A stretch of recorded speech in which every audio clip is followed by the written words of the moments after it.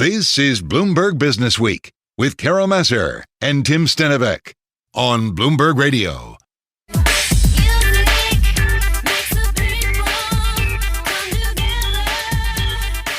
All right, everybody, this weekend, it's not the Super Bowl, it's the Grammys, which I guess we could say is the Super Bowl of the music industry. Yeah, I think that's fair to say.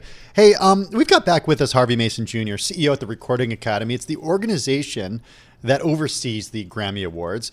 I got to give, not just a brief intro of Harvey. Harvey Mason has done everything. Check this out.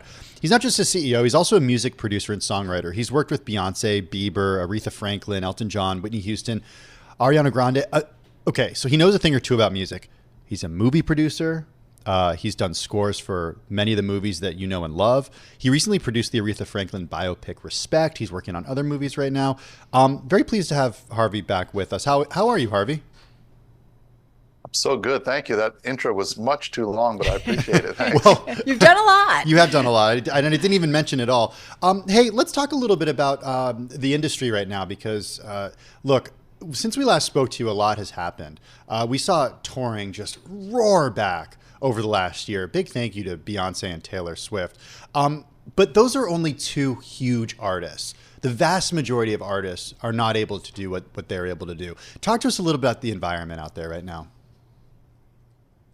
It's definitely unique. Since COVID, there's just an appetite. There's a hunger for live experiences, and I think music has been thriving because of that. But as you said, it's not just Beyonce and Taylor. Thank you. They had great seasons, great years. But it's also the other touring, working musicians, the people who hang the lights, the people who set the microphones and work the soundboards. There's so many music people associated with big tours and small performances. So venue owners, think about all the different people that are in this ecosystem. We're just thankful that we're through COVID and we're able to enjoy music. And what I like most about the live shows, whether that's the big massive arena tours or intimate stages, it just brings people together. It gets people to sing and nod their head and feel good and share a human experience. So happy to be doing music right now and involved in the environment. Hey, well, talk to us about the environment for award shows. It's gone under some difficult times, whether we're talking about the Oscars or the Globes, in terms of diversity issues and just kind of being more relevant in terms of what is going on more broadly at the world. I feel like music,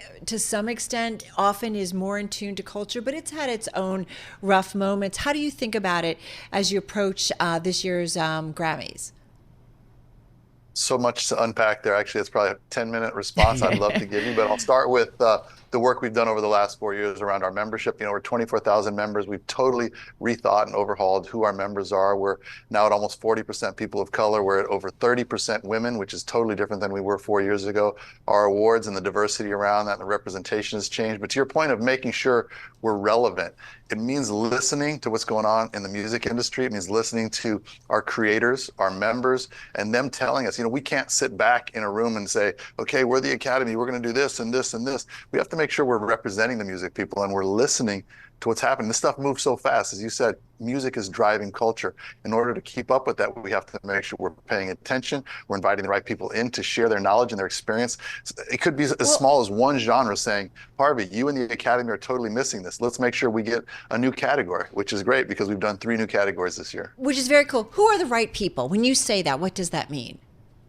The right people are the professionals in those different groups of music makers, whether they're songwriters, producers, engineers, but there's all these different genres, and it's also more complicated because genres are blurring and people are coming together. But reaching out into the different areas, geographically speaking, gender speaking, genre, and making sure that we have information coming to us from all the different constituencies. Hey, how do you make the show, the actual Grammy Awards, more relevant in terms of viewers, in terms of getting people to tune in? I'm just reminding myself, we learned earlier this month that a new low in terms of ratings for the Emmy Awards. So people are definitely getting their content other places. The award shows are not attracting the audience that they used to. How do you change that? Well, we're actually trending the other direction. We were up 30% last year and we continue to grow our audience. But it's an interesting point, something we have to consider. Consumers aren't necessarily always watching linear or traditional television. We have to make sure we're going out to where people are absorbing their content, taking in their content. That could be digital, that could be socials, that could be streaming, and we're doing all that. And we're really happy and proud that our engagement is higher than it's ever been. More people are taking in the Grammys and the music-related content than ever before. Yeah, it's interesting. I was thinking about the Super Bowl. Which part were you thinking about, Carol? I was thinking about Taylor Swift. That'd be a big one. Well, it's so funny. We did this whole story about the Taylor and Travis combination, and folks have done some calculating of kind of that brand and the impact it's having on the NFL and the Super Bowl coming up a week after the Grammys. But I mean, when you think about the brand that is Grammys, what do you hope people think that it is? Well, initially and on the surface, we hope people really enjoy the show and say, wow, that was incredible. I saw something on stage that blew me away, or I'm so amazed. But my hope in our messaging, and the more I reach out and talk to people, I would love it if they would understand what the Academy does, the other 364 days of the year, which is advocate for music people, make sure they have a safe and healthy ecosystem to operate in. We are doing Music Cares, our health and human services organization. We gave out over $35 million during COVID, and then our museum and the education, the preservation of music, making sure the next generation of people like me or like our members have music at their fingertips to make sure they're learning and understanding it. So it's a wide range of things we do at the Academy. Yes, the Grammys are here. It's exciting. It's amazing. Please enjoy it. But also know this is a not-for-profit organization that does everything within our power, within our mission to serve and uplift music. I love what you said. And there's so many, you started off the conversation about all the people behind the scenes and often the musicians. And I think about years ago, I was in college and our college radio station was all about jazz here in New York. And the jazz musicians who for years were never paid. And there were a lot of them that were homeless. Like, it was really upsetting. And I just think about, being an advocate for those who are behind the scenes, right? That aren't necessarily the front singer, if you will, or what have you. But that's a really important part of this. And knowing your audience, Bloomberg, I'll talk a little bit about that, making sure that musicians are paid fairly and there's an equitable system for royalties and ownership of intellectual properties, whether it's the jazz musician who's working a day-to-day gig job somewhere, or it's a superstar and all the team that works with them. We have to make sure there's legislation in place. We're advocating federally and locally for laws and things to be passed to protect the art form and protect the work. That's very important. And then, as I touched on, Music Cares. When a musician is falling on hard times, do they have a safety net? Do they have somebody that they can call for support, for help, financially or otherwise? And so that's what I'm proud about at the Academy. We've been doing this for 65 years. We've had ups, we've had downs. People have been happy with us, they've been angry with us.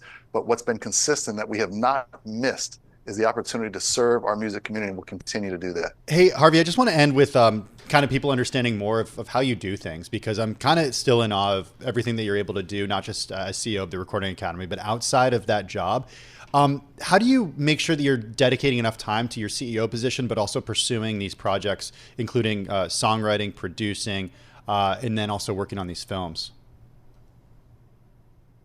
Well, that's a delicate balance and a good question. I don't know quite yet how I do it myself. I spend a lot of the time juggling. I do the CEO thing pretty much all day, every day. And then the evening comes to, the music comes to me and I can get into the studio and create. So it's a juggling act. My kids are growing up. I don't have pets. I don't have any hobbies. I love to work.